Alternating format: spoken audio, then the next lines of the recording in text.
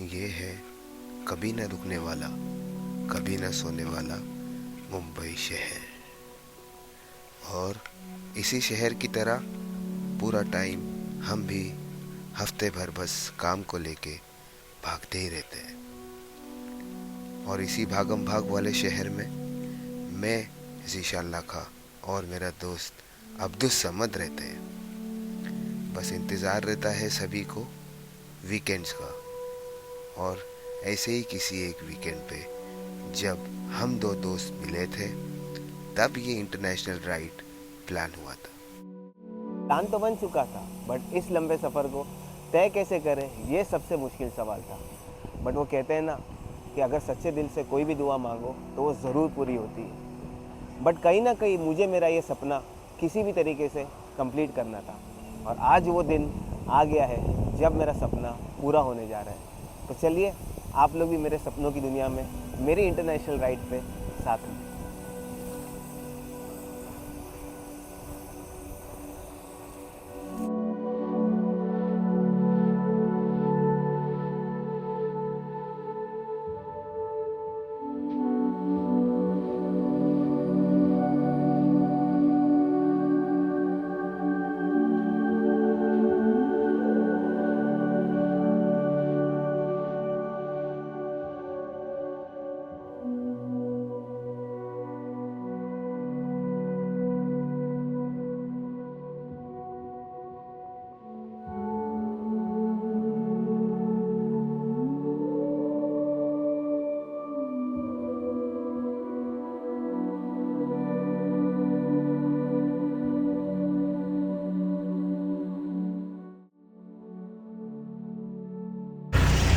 तो फाइनली अब्दुल भाई आ चुके हैं। भाई कितना एक्साइटेड हो आप राइड के लिए? हाँ, कितना एक्साइटेड हो आप राइड के लिए? सच्ची बताना। नहीं बता सकते। एक्चुअली ये स्टोरी है बहुत बड़ी। एक काम करते हैं, ट्रायम सर्विस सेंटर जाते हैं, उसके बाद कंटिन्यू करते हैं। तो ट्रायम सर्विस सेंटर पहुंच गए हैं और मेरी बाइक जो है वो पूरे साल में सिर्फ 700 किलोमीटर चली। एक नॉर्मल सा जनरल चेकअप है, बिकॉज इंटरनेशनल राइड है बॉस, तो बिल्कुल भी ज़रा भी रिस्क नहीं लेना। वैसे जहाँ पे हम जा रहे हैं शायद वहाँ पे है ट्रायम का सर्विस सेंटर, मुझे पक्का श्योर नहीं। अब्दुल भाई को बराबर मालूम है उसके बारे में। और हम कहाँ जा रहे हैं ये आप अब्दुल भाई के मुँह से सुनिए। अब्दुल भाई, सो आप जैसा कि इनके साथ में हमारे डेस्टिनेशन डिस्कस कर रहे थे भाई साहब के साथ में, ज़रा प्लीज़ ऑडियंस को भी कहाँ जा रहे हैं? हम सही से अंदर में बैठ के बाद में बात करते हैं। भाव खा रहे हैं भाव। मैं मानता हूँ कि आप पेपर वर्क कर रहे हो, सब चीज़ आप कर रहे हो। अरे पेपर मैं काम करो, पेपर वर्क के बाद बता दो। ओके ठीक है, चल ठीक है। सो अभी हमने जो है वो बैश प्लेट निकाल दी है और अब्दुल भाई अभी बाइक्स के फ़ोटोग्राफ्स ले रहे हैं चारों साइड से, बिकॉज कार्नेट पसाज का जो है वो प्रोसेस होता है, बाइक्स के बहुत सारे डॉक्यूमेंटेशन होते हैं, तो उसके लिए मेरी बाइक के फ़ोटोज़ बाकी थे। तो अभी अब्दुल भाई क्लिक कर रहे हैं और उसके बाद हम लोग यहाँ से निकल जाएंगे और होपफुली ट्रायम सर्विस सेंटर कल या परसों।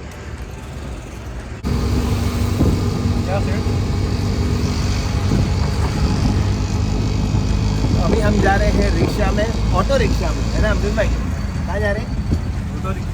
ऑटो रिक्शा में। कुछ डॉक्यूमेंटेशन के वर्क पेंडिंग है, तो वो मैं अपने अब्दुल भाई को सबमिट करूँगा। फिर उसके बाद अब्दुल भाई जाएंगे कहीं और मैं जाऊँगा कहीं और। तो फुर्सत में मिलते हैं और बड़े इत्मीनान से बताते हैं कि हम लोग कहाँ जा रहे हैं और कब जा रहे हैं। ठीक है? डॉक्यूमेंटेशन का काम मैंने शुरू कर दिया है, अब्दुल भाई भी अपने काम पे लग चुके हैं। डॉक्यूमेंटेशन का काम ऐसा होता है कि अगर हमने इसमें बिल्कुल भी गलती करी या लेट किया तो पूरी ट्रिप स्पॉइल हो सकती है। सो ज़रा से भी मिस्टेक नहीं कर रहा हूँ मैं। एक छोटा सा हिंट मैं आप लोग को देना चाहता था, तो चलो मैं आप लोग को हिंट दे ही देता हूँ। सो ये मेरा जो मेरा लेटर है जो मैं टाइप करके भेजा था, उसका टाइटल है 2 Indian riders exploring Middle East on 2 tiger. So इससे आप लोग अंदाज़ा लगा सकते हो कि हम लोग अभी कहाँ जा रहे हैं। जब तक अब मैं सब काम फिनिश करता हूँ, अब्दुल भाई से मिलता हूँ, उसके बाद बाकी की बात करते हैं।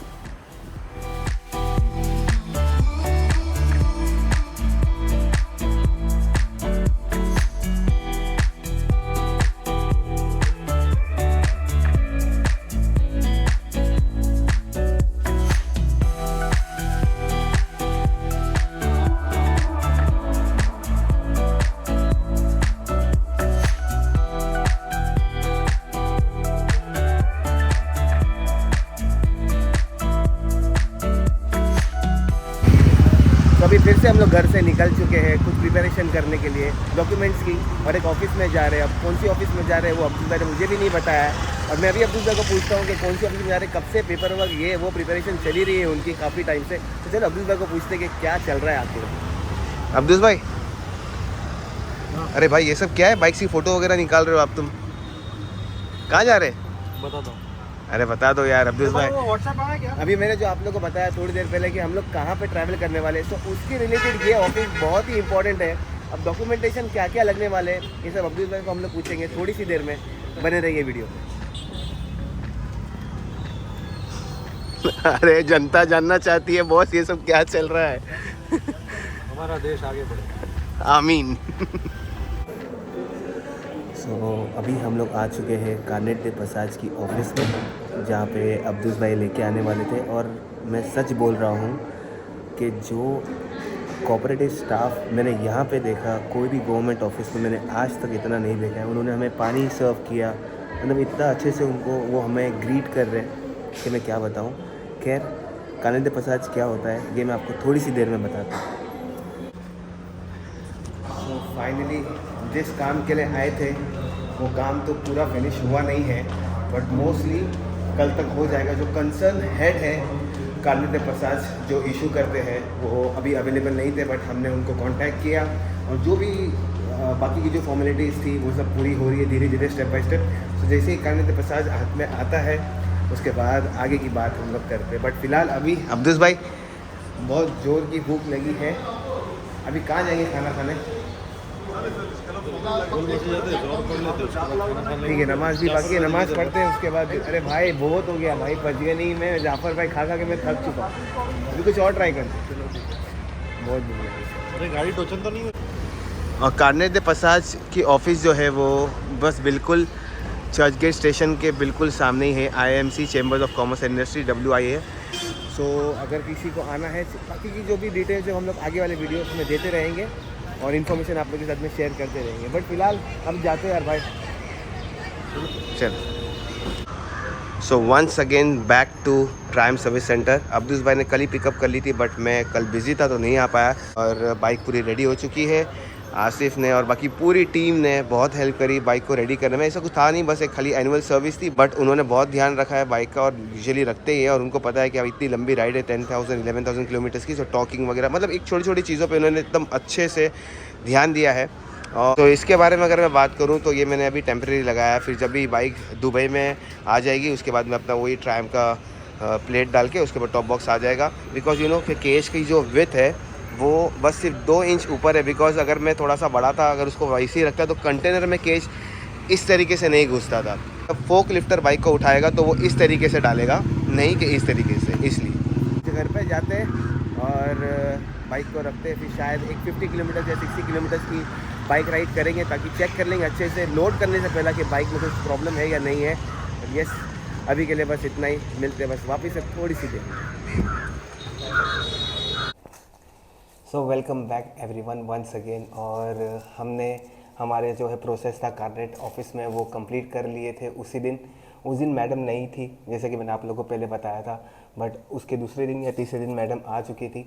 सो अब्दुल भाई गए थे कार्नेट के लिए और काफ़ी सारा प्रोसेस हो चुका है। तो आज हम लोग आपके साथ में शेयर करने वाले हैं कि हम लोग कहाँ कहाँ जा रहे हैं और कैसे ये सब चीज़ शुरुआत हुई। सो कहानी ये थी कि मैं जो है वो सूरीनम से आया था 4 महीने पहले, और हमेशा की तरह अब्दुल भाई जब भी मैं सूरीनम से आता हूँ तो अब्दुल भाई मेरे घर पे या मेरी बिल्डिंग में हम लोग एक सैटरडे नाइट वीकेंड पे मिलते थे। सो बस बातें चल रही थी मेरी और अब्दुल भाई की, और सडनली अब्दुल भाई ने मुझे बोला कि यार मैंने एक चीज़ प्लान किया है।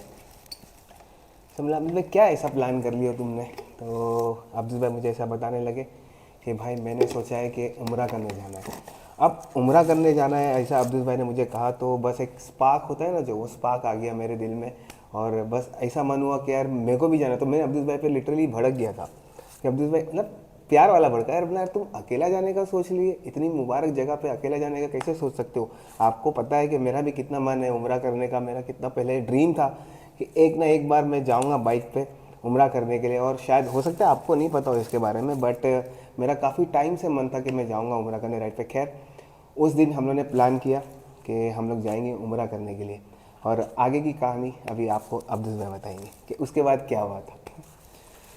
तो बेसिकली ये हुआ था कि टाइगर खड़ी थी गैराज में।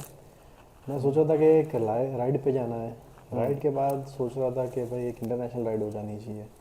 इंटरनेशनल राइड फिर कौन सी कंट्री क्या, मैं बोला कि जाना चाहिए तो डेफिनेटली उम्रा के साथ स्टार्ट कर सकते हैं, क्योंकि वो रोड के अंदर भी जो जीसीसी के जो रोड्स हैं, दुबई के, सऊदी के, ओमान के, कहीं भी अगर जाना हो तो वहाँ के रोड्स बहुत अच्छे हैं। तो मैं बोला कि सबसे पहले ये ट्राई कर सकते हैं। तो मैंने थोड़ा रिसर्च करना चालू किया। फिर कुछ दोस्तों को मैंने पूछना चालू किया कि भाई ऐसा ऐसा इरादा है, चलना है क्या। और एक वैसे ही सैटरडे नाइट के दिन हम लोग बैठे थे और मैं बोला कि एक प्लान चालू है। तो पोजीशन मैंने पूछे कि क्या प्लान है, तो मैंने बोला कि उम्रा पे जाना है बाइक पे। तो बोले क्या सोच रहे हो। मैं ट्राई कर रहा था कि अकेले जाने के लिए, बट ऑब्वियसली फैमिली इस चीज़ की परमिशन नहीं देती। बोले कम से कम कोई ना कोई साथ में होना चाहिए। ये चीज़ सबको सॉरी ये चीज़ का डर सभी फैमिली मेम्बर्स को, आई नो आपको पता होगा ये चीज़ का, कि घर वाले जब भी हमने कोई ऐसा बड़ा प्लान एग्जीक्यूट करने की बात करते तो वो पहली में क्या ज़रूरत है जाने की, किसके साथ जा रहा है, क्यों जा रहा है, सवालों का ढेर हमारे सर पे आके बैठ जाता है। बट अगर हम कोई अच्छे फ्रेंड्स का नाम ले ले, अरे मम्मी ये भी कोशिश कर रहे हो, तो उनको थोड़ा सा एक दिल में बहुत फ़र्क पड़ जाता है। हाँ, बहुत फ़र्क पड़ जाता है। तो फिर हुआ ऐसे कि मैंने जब भी बात किया, और मेरा प्लान था ये तकरीबन 1 साल बाद का, यानी ये जो 4 महीने पहले उसके 1 साल बाद। तो फिर मैंने जब बात किया तो ये एकदम घूरने लगे। तो मुझे लगा कि मेरे को शायद पागल समझ रहे, बोले कि ये आदमी बाइक पे जाने की बात कर रहा है। बट और कोइंसिडेंटली इनका रिएक्शन क्या था कि अगर आप लोग देख सकते हो मेरा फेस एक्सप्रेशन ऐसा ही था। अब्दुल भाई तुम उम्रा पे बाइक पे जाने की सोच रहे हो, मेरे को नहीं पता है। तो मुझे एकदम वो टाइम पे ना हाँ, मेरा रिएक्शन यही था। मतलब मेरे को बुरा लगा था, अगर सच बात कहूँ तो मुझे थोड़ा सा ऐसा फील हो गया, यार अब्दुल भाई यार इतना क्लोज फ्रेंड है मेरा, और अचानक में इतनी मुबारक जगह पे जाने का जो दिल है वो उनका हुआ, तो मुझे कैसे भूल सकते हैं यार वो। मुझे आज भी ये समझ में नहीं आया। मुझे एक्चुअली क्या था कि भाई जो बंदे का इतना बिजनेस है, यानी भाई मिलने के लिए सैटरडे मिलना पड़ता है फोन करके कि सेठ जी नीचे उतरो, अरे नहीं, आ गया हूँ मैं नीचे। झूठी बात तो है। मैं बोला कि यार ये 1 महीने की ट्रिप में साथ में आदमी चले कि नहीं चले। तो मैं बोला भाई ठीक है चलो, I guess he is out of criteria. लेकिन जब मैंने बात रखा और इनका पॉजिटिव रिस्पॉन्स जो आया ना, तो मुझे उम्मीद की किरण जागी। फिर धीरे धीरे प्लानिंग की, बोले अच्छा जाना तो कभी जाना चाहिए, बोले थोड़ा ठंडी होना चाहिए। मैं बोला अभी 2 महीने में ठंडी है। तो बोले कह रहे 2 महीने में तो बहुत जल्दी हो जाएगा। बोले मेरे को सूर्यनम भी जाना है, मेरा बिजनेस का वहाँ पे सब कॉल है और वहाँ पे सीज़न का टाइम रहता है। मैं बोला चलो देखते हैं, या फिर अक्टूबर को या फिर जनवरी में। लेकिन जब हम लोग ने जनवरी का कैलकुलेट किया ना, तो जनवरी तो नहीं, फरवरी का हम लोग ने कैलकुलेट किए थे। और इस चीज़ के बारे में आप लोगों को भी मालूम पड़ेगा, ये ट्रिप जो है ना थोड़ी सी डिले हुई, एक बार तो कैंसिल होते होते रह गई। बट वो शायद आप लोगों को नहीं मालूम पड़ेगा, वो चीज़ शायद दफन ही हो गई। बुरी चीज नहीं हुई है, बुरी चीज़, हाँ बुरी चीज़ कुछ भी नहीं हुई। सम हेल्थ इश्यूज, मैं भी थोड़ा बोल देता हूँ, it was some health issues. मेरे टूथ में थोड़ा सा एक इशू आ गया, तो मैं भी रूट कैनल प्रोसेस जो है वो कंप्लीट कर दिया हूँ। मतलब ऑलमोस्ट एक सिटिंग बाकी है, तो उस वजह से मुझे हेड में काफ़ी पेन हो रहा था। और मैं बोला अब्दुल भाई I am not feeling well, I am not in a position to talk, because आपको खुद को पता है कि ये सब चीज़ होती है तो कितना सर दुखता है और आपको कितनी चिढ़ आती है। तो अब्दुल भाई बोले ठीक है कोई प्रॉब्लम नहीं है, आप आराम से पहले इंडिया आ जाओ, उसके बाद हम लोग बात करते हैं इसके बारे में। तो इसी तरह से बाद में धीरे धीरे प्लानिंग्स होने लगी, और ये इंडिया आए, इन्होंने सब अपना चेकअप कराया, एवरीथिंग वाज अल्हम्दुलिल्लाह ऑल क्लियर। तो फिर बोले कि एक काम करो स्टार्ट करें। तो और हम लोगों ने स्टार्ट किया। अब तो बता दो कि कहाँ जा रहे हैं प्रोसीजर्स। अच्छा, इसके पीछे भी एक वजह है कि मैं बता क्यों नहीं रहा था। मैंने जो R&Ds की थी, मैंने जो सब स्टडीज़ की थी सब ऑफिस में जाके, वो मेरे पास थी, बट ग्राउंड नॉलेज नहीं थी। वो सब मैंने रिसर्च कर लिया था कि भाई प्रोसीजर्स क्या है। और मैं जब हम लोग ऑफिस जा रहे थे या कहीं किसी से मिलने जा रहे थे, तो मुझे पता नहीं था कि भाई वहाँ का रिस्पांस कैसा आएगा, वो लोग रिक्वायरमेंट्स क्या बताएंगे। तो वो सारी चीज़ों के लिए मैं चाहता था कि भाई एक बार सब जगह जाके आ जाए, उसके बाद हम लोग आपको बताएं। इसी के लिए हम लोग ने पूरा सब सेटअप किया आप लोगों को ये सब चीज़ें समझाने के लिए।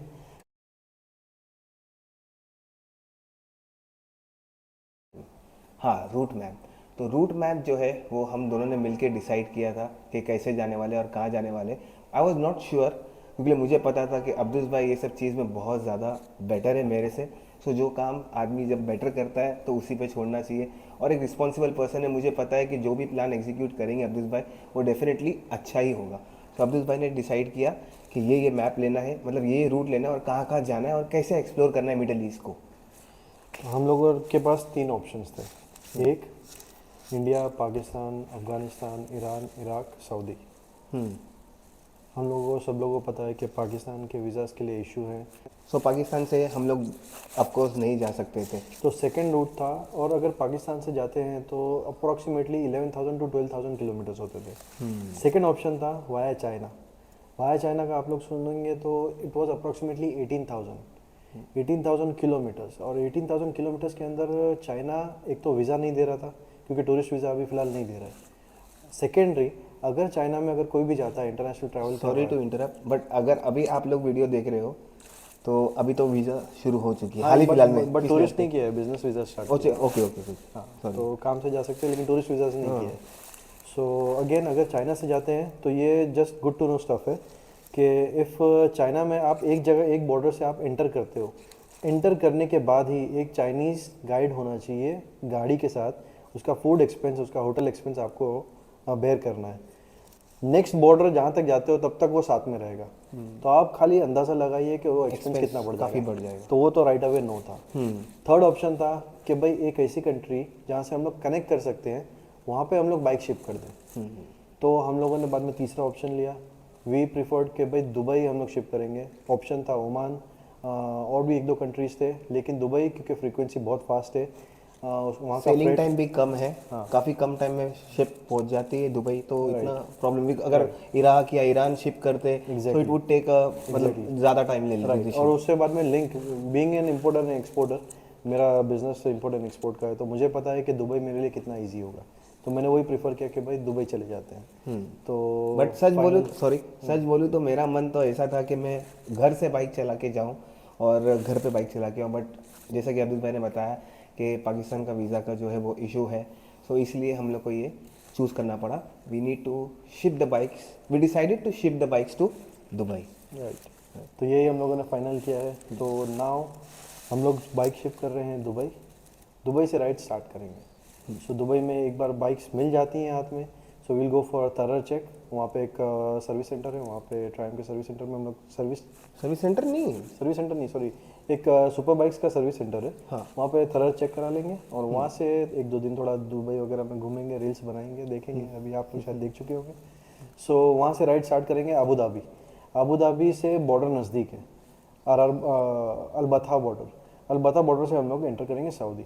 अब सऊदी में हम लोग जा रहे नहीं हैं उम्रा के लिए डायरेक्ट, हम लोग जा रहे हैं रियाद। अब उम्रा के लिए इसलिए नहीं जा रहे, इतना ऑस्पिशियस महीना आ रहा है रमज़ान, सो हम लोगों ने सोचा कि रमज़ान में ही हम लोग उम्रा करेंगे, तो बेटर है कि we would go to Dubai and after Dubai we will go to Jordan और maybe some other places, वो अभी आप अब्दुल भाई आपको बताएंगे। सो दुबई से अबू धाबी, अबू धाबी से हम लोग जाएंगे रियाद, जो सऊदी में एंटर करने के बाद रियाद जाएंगे। रियाद में एक दो दिन हॉल्ट लेंगे क्योंकि वो बहुत लंबा रूट है और बीच में हम लोग 2 दिन का हॉल्ट लेंगे। और Riyadh is a good place to roam around. Yes, यहाँ तक का हम लोगों का रोम अराउंड है।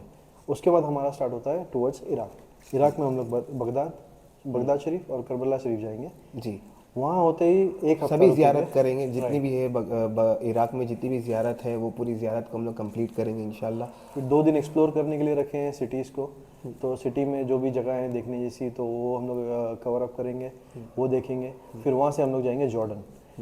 जॉर्डन में जाके फिर वापस 3 दिन या 2 दिन हम लोग रुकने वाले हैं, वहाँ पे एक्सप्लोर करेंगे। वहाँ से आते हैं फिर सीधा वापस Saudi Arabia. Coming back to Saudi Arabia, बीच में वादी मूसा, वादी नू, 2-3 बहुत अच्छी जगह हैं, वहाँ पे एक्सप्लोर करेंगे। वो करते ही फिर आएंगे हम लोग मक्का शरीफ। मक्का शरीफ जब आएंगे तब रमज़ान को 4 दिन बाकी होंगे एज पर शेड्यूल। अब देखते हैं कि आगे पीछे क्या होता है, फिंगर्स क्रॉस्ड। सो 4 दिन बाकी होंगे रमज़ान के लिए, तो हम लोग मक्का में रुक जाएंगे रमज़ान से पहले 4 दिन के लिए। अब वहाँ से जैसे ही रमज़ान शुरू होगा हम लोग चले जाएंगे मदीना शरीफ, मदीना शरीफ से मक्का शरीफ वापस, और मक्का शरीफ से कमिंग बैक। आई गेस ये आप जर्नी में आगे हमारे साथ बने रहेंगे तो फिर आप लोगों को आइडिया आ जाएगी। And coming back, so basically हमारा पूरा trip is approximately 45 days. Coming back by 15th of Ramzan. तो अभी देखते भाई हैं आपने इंशाल्लाह गारंटी schedule में दी क्या ना होता है। 15 रोजे घर पे करेंगे, नहीं तो अरे घर वाले हाँ, ये निकाल भाई देंगे वापस नहीं, डेफिनेटली इंशाल्लाह will stick to the plan.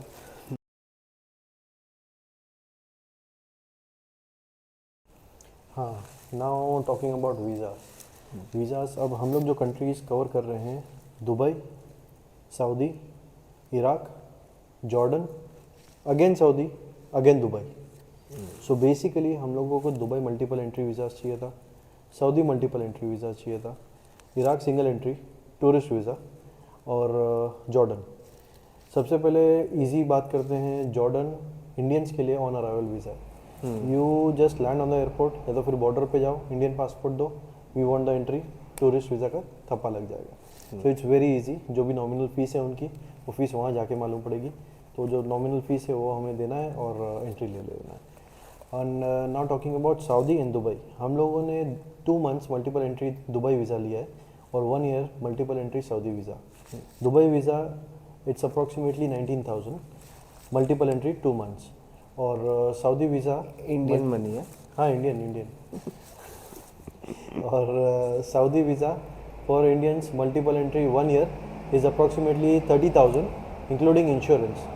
वहाँ पे इंश्योरेंस भी कंपलसरी रहता है, सो इंक्लूडिंग इंश्योरेंस इज़ 30,000 रुपीज़। और अभी बात रही इराक के वीज़ाज़ के लिए मैं ये प्रीफर करूँगा कि आप चेक करें, आपको अगर जाना है कॉन्सुलेट में बात करें, क्योंकि इराक का visa is very very very complex procedure. तो उसके लिए हमारी भी बात चालू है। डेफिनेटली आप लोग अगर वीडियोस में आगे देखते हो कि हमारा वीज़ा कैसे आ गया, तो कहीं टूर के बीच में ही हम लोग आपको एक्सप्लेन कर देंगे कि भाई इराक का वीज़ा किस तरह मिला था, या अप्रॉक्सीमेटली शायद इराक जाके हम लोग आपको बता देंगे। सो इस चीज़ के लिए शायद आपको थोड़ा रुकना पड़ेगा। और हाँ, so we got all the visas.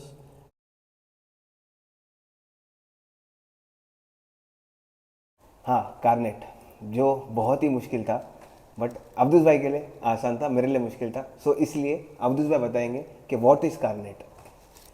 तो सबसे पहले आप लोग ये जानिए कि कारनेट है क्या। कारनेट बेसिकली एक डॉक्यूमेंट है कि कोई भी चीज़ को अपने कंट्री से दूसरे कंट्री भेजने के लिए। मैं एग्जांपल दूंगा तो आपको और अच्छे से समझ में आएगा। फॉर एग्जांपल आप एक म्यूजिशियन हो और आपके पास एक पियानो हो और आपको कंसर्ट के लिए जाना है दुबई। अब दुबई कंसर्ट के लिए आप दुबई जाके पियानो नहीं खरीदने वाले हो, तो आप यहाँ से आपका पियानो शिप करोगे दुबई, और वहाँ पे कंसर्ट के बाद आप वापस इंडिया लेके आओगे। तो वो डॉक्यूमेंट में होगा कि भाई इंडिया से ये एग्ज़िट किया और दुबई में एंटर किया, दुबई से एग्ज़िट हुआ और इंडिया एंटर हुआ। तो इंडियन गवर्नमेंट को ये वापस मिल गया और वहाँ पे इंपोर्ट ड्यूटी भरने की आपको ज़रूरत नहीं पड़ी। सेकेंडली, अगर फॉर एग्जांपल आप इंडस्ट्रियलिस्ट हो और आपके पास मशीनरी है 1 करोड़ रुपए की और आपको एग्जीबिशन में दूसरी कंट्री पे एग्जीबिशन में लेके जाना है, अब वो मशीनरी आप लेके जाते हो, वहाँ पे इंपोर्ट ड्यूटी नहीं भरोगे, आप कारनेट निकाल लोगे। अब वो एग्जीबिशन पूरा हो गया, आप पूरी मशीनरी वापस कंट्री में लेके आए और यहाँ पे आपने कारनेट सरेंडर कर दिया। अब बट ऑब्वियस है कि कारनेट अगर आप लेके जा रहे हो और उस कंट्री के अंदर आप डिपॉजिट नहीं भर रहे हो, तो सिक्योरिटी डिपॉजिट यहाँ पे देना ज़रूरी है। सिक्योरिटी डिपॉजिट इसलिए देना ज़रूरी है कि अगर कोई इन केस वो पियानो लेके गया और उसकी वैल्यूएशन वहाँ पे ज़्यादा है और उसने अगर वहाँ बेच दिया और यहाँ पे वापस नहीं लेके आया, तो that government is going to ask कि भाई इंडिया से ये आया था, वापस एग्जिट नहीं किया, यानी यहाँ पे ही बिक गया है, विद इन अ ईयर, उसमें 1 साल का टाइम रहता है, within a year you have to bring that back. अगर वो लेके आए तो आपका डिपॉजिट रिलीव कर दिया जाएगा, आपको वापस मिल जाएगा। इफ़ नॉट, तो इंडियन गवर्नमेंट वो डिपॉजिट का amount as an import duty वो कंट्री को भर देती है। Now talking about procedures, carnet अगर आप गूगल पे भी टाइप कर दोगे तो आप लोगों को आइडिया आ जाएगा। इंडिया के अंदर नॉर्थ में है, साउथ में है, वेस्ट में है, but the fastest functioning and very humble and very respective staff के साथ जो है वो मुंबई की कारनेट है। मैक्सिमम केरला से जो आउटलैंडर्स जाते हैं वो मुंबई से ही कराते हैं, दिल्ली से भी, चंडीगढ़ से भी जो आते हैं वो मुंबई से ही कराते हैं। एंड आई मस्ट से कि they are of very helping nature और बहुत काइंड है। तो now starting with the application, आप गूगल के अंदर सर्च करेंगे, आपको मुंबई के अंदर चर्च गेट स्टेशन के ऑपोजिट में ही है, वहाँ का एड्रेस आपको मिल जाएगा। WIAA ये एक ऑर्गेनाइजेशन है जो गवर्नमेंट और प्राइवेटाइज दोनों मिक्स होके आपको ये फैसिलिटी और ये सर्विस प्रोवाइड करती है। सो आप इनको अप्रोच कर सकते हैं। ये लोग आपको बताएंगे कि आपका रूट मैप, आपका आइटिनरी, ये सब आप उनको मेल कीजिए, विद इन अ डे आपको रिप्लाई आ जाएगा। Response is very quick. या द रिस्पॉन्स इज़ गुड। सो आपको एक बार रिस्पॉन्स आ जाएगा, लिस्ट ऑफ डॉक्यूमेंट्स आ जाएंगे। Documentation is also easy. Just मैं अगर फटाफट आपको बता दूँ कि बाइक के चारों साइड के फ़ोटोज़, बाइक की RC बुक, आपका ड्राइविंग लाइसेंस, आपका इंश्योरेंस और आपका पासपोर्ट और आपके फ़ोटोज़। वीज़ा भी नहीं लगती है पहले तो, यानी बहुत नॉमिनल डॉक्यूमेंट्स है। Very easy to अगर arrange. आपकी गाड़ी या बाइक अगर हाइपोथिकेटेड है यानी लोन पे है बैंक तो बैंक का एक स्टेटमेंट के एक नोटिस वो चाहिए, वो आप लोगों को वो बता देंगे कि क्या एग्जैक्ट डॉक्यूमेंट चाहिए। सो बस वो एक डॉक्यूमेंट का है। And the procedure timing, don't quote me on this, but with in 2 days आपको ये मिल जाएगा। अगर आपके डॉक्यूमेंट सारे क्लियर हैं, वो देख लिए, चेक कर लिए। Upon the availability of the officers in the office, because क्या होता है कि गवर्नमेंट की मीटिंग्स होती है, ये होता है वो होता है, और वो एक ही है इंचार्ज जो कार्नेट इशू करते हैं। सो कभी रहा, अगर वो रहे जगह पे तो शायद होपफुली एक दिन में भी हो जाए अगर आपके डॉक्यूमेंट सब सही है तो, बट मैक्स 2 दिन पकड़ के चलो आपका कार्नेट इशू हो जाएगा। और बात करते हैं सबसे बड़ी डिपॉजिट की, हमको कितनी लगी और कैसे हमने इनको मतलब बात किया और कन्विंस किया। सबसे पहले हम लोग ने जब इनिशियल स्टेज पे मैं गया था और वहाँ से उनसे मिला और बात किया कि भाई हमारी ये कौन सी बाइक भेजना है आपको, तो बोले हमारी टाइम टाइगर है 800 cc है। तो उन्होंने जब कैलकुलेट किया, हम लोग को कम से कम एक डिपॉजिट अमाउंट तो बता दीजिए। तो वो टाइम पे उन्होंने जो बताया था, जो हमारे होश उड़ गए थे, it was 10 lakh rupees deposit amount for single bike. So for one bike उन्होंने 10 लाख रुपया डिपॉजिट पूछा था, और वो उन्होंने एस्टिमेट तभी दिया था। और हम लोगों की तो हालत ख़राब हो गई थी। 10 लाख सुन के तो मैं एकदम, मैं बोला भाई लगता है अपना प्लान चॉप आउट होने वाला है, because it was a very big amount for me at least. Abuz भाई का पता नहीं मुझे। अरे नहीं वैसा कुछ। सो यस 10 लाख सुन के तो मैं भी थोड़ा सा वो हो गया था कि यार कैसा अरेंज करेंगे कैसा नहीं करेंगे, बट एट द एंड मैंने ठान लिया था कि कुछ ना कुछ करूँगा, बट कैसे भी करूँगा, चाहे आज जाऊँ या 2 महीने बाद जाऊँ या साल भर बाद जाऊँ, आई विल डेफिनेटली गो। तो मैं सुरीनम चले गया और अब्दुल भाई अपने लिए यहाँ पे थोड़ा सा R&D करने लग गए। फिर उसके बाद फिर जब हम लोगों ने फाइनलाइज किया तो वो टाइम पे हम लोग ने बैठे ऑन टेबल, हम लोग ने बात किया, समझाया। तो उन्होंने भी बताया कि भाई इनवॉइस वैल्यू के ऊपर या फिर IDV वैल्यू के ऊपर उनका कुछ कैलकुलेशन है। तो उस हिसाब से हम लोगों से जो उन्होंने डिपॉजिट लिया, that was 2 lakh rupees yes for time tiger, each bike 2 lakh रुपए। और ना टॉकिंग अबाउट कार्नेट फीस। अब फीस जो कार्नेट की जो बुकलेट रहती है वो मिनिमम 5 पेजेस की रहती है, 5 पेजेस, 10 पेजेस, 25 पेजेस। सो सभी का कॉस्ट अलग अलग रहती है। 15 की नहीं आती? 15 की नहीं आती है शायद, वो 25 लेके 10 फाड़ दो चलेगा। सो हम लोगों को चाहिए थी 10 पेजेस की। So for 10 pages it is 75,000 plus 18% GST, which comes to 88,500। तो हाँ, so this is the fee and that's the deposit. हमें 10 पेजेस इसलिए चाहिए था because we were travelling multiple countries. अगर आप सिर्फ एक ही कंट्री जा रहे हो सो आपको 10 पेज लेने की ज़रूरत नहीं है, आप सिर्फ 5 पेजेस भी ले लोगे, एक कंट्री जा रहे हो। So entry and exit and entry and exit, बस ये आपका 2 पेज में हो जाएगा, मतलब मिनिमम 5 पेज में भी काम हो जाता है। तो depending upon the pages you need to pay the fees, it is very easy. और अगर आप ये सोच रहे हो कि डिपॉजिट का अमाउंट किस तरह से मिलता है, so once you come back, आप बाइक के बारे में बता दिए, वो स्टैम्प्स रहता है, स्टैम्प एंट्री एग्जिट। लास्ट में जब एंट्री होगा इंडिया के अंदर तो वो टैली हो जाएगा कि भाई कितनी कंट्रीज़ में गया और कितनी कंट्रीज से इंडिया में वापस आ गया। यस तो जब आप वो कार्नेट सबमिट करते हैं, they take around about 10 to 15 days, और वो सब चेक कर लेते हैं कि everything was okay. If everything was okay, वो आपका डिपॉजिट अमाउंट आपको आपके आपके अकाउंट बैंक अकाउंट में सेम आ जाएगा। So you don't have to worry about that, the procedure is 10 to 15 days। हमारे बस हो गई अभी इन्फॉर्मेशन। अब्दुल भाई पूरी इन्फॉर्मेशन आज ही दे देंगे तो लोग आगे के वीडियो कब देखेंगे। अब थोड़ी स्टिल की बात कर लेते, ठीक है ना? सही रहेगा ना? तो बताओ क्या बात कर रहे थे अभी आप कैमरा के पीछे?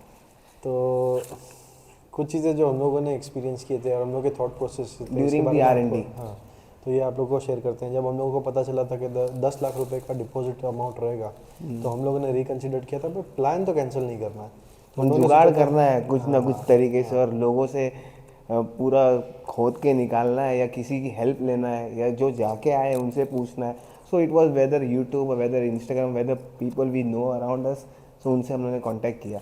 तो मैं जब स्कायू की बर्थडे पार्टी में गया था, निखिल सी डॉटर, सो वहाँ पे देबू भाई मिले थे। देबू भाई से पूछा, उन्होंने कुछ हेल्प आउट किया।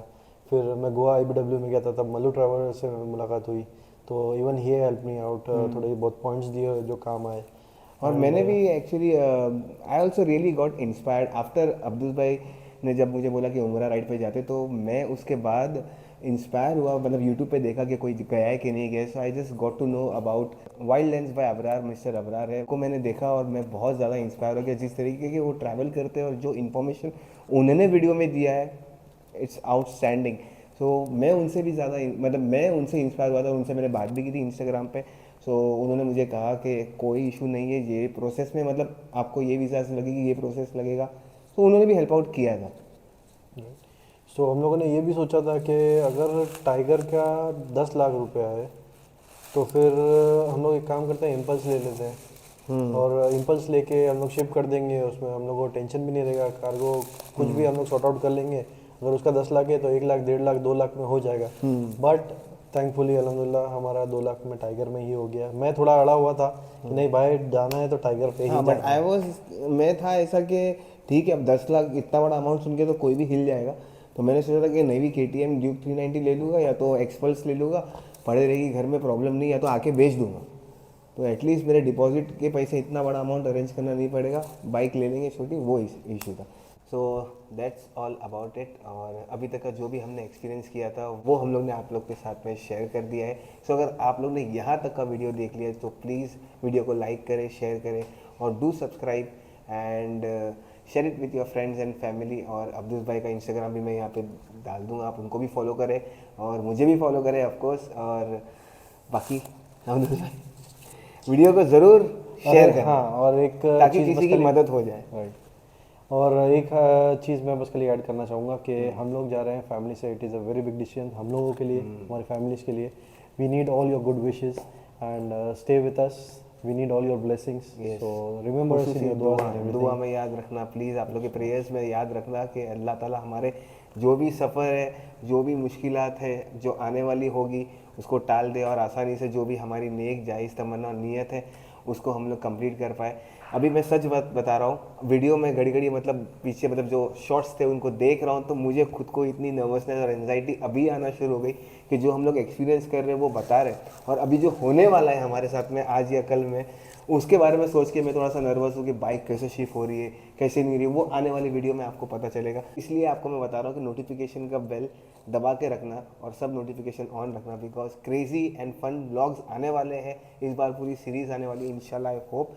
और देखते बने रहिए हमारे साथ। Thank you for watching, goodbye. चलो चलो चला चाय हो गया भाई, चाय भाई रात के कितने 3 बजा डाले अब्दुल भाई ने। 3 घंटे मेरे को क्या बोले थे आपने 10 मिनट में हो जाएगा। अभी डिलीट कर दो सब। अरे नहीं वापिस से चलो भाई, उठाओ भाई, कुर्सी उर्सी उठाओ भाई, चलो, तो अपनी अपनी जगह पर डालो। तुम किस में जा रहे भाई? हो गया भाई, हो गया। आज का काम फिनिश रे बाबा, आज का काम फिनिश। हाँ।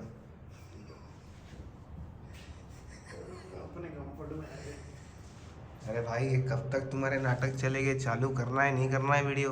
आओ ना, बैठो ना। कब से खाली ये कर वो कर, ये कर वो कर, उसमें 1:30 बजा दिए, 12 बजे से इधर आए।